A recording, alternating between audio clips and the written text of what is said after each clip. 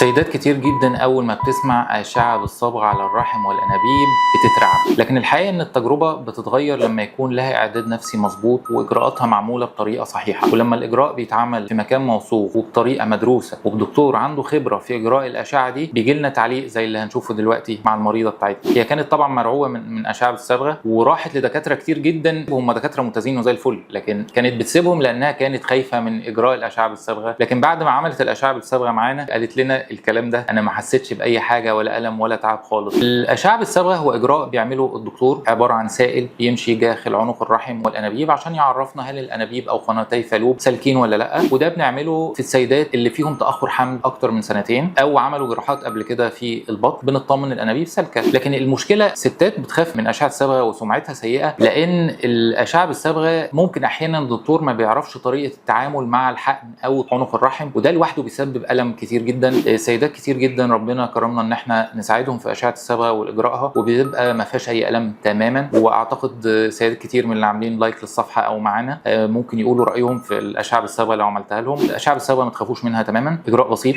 بتمارسي حياتك الطبيعيه تمام بعدها بنص ساعه، شغلك تروحيه عادي، مجهودك عادي خالص وما تقلقيش منها خالص. دكتور محمود اسماعيل، دكتوراه واستشاري امراض النساء والتوليد، دبلوم طب الجنين، دبلوم الحقن المجهري وجراحه المناظير، جامعه برمنجهام بانجلترا.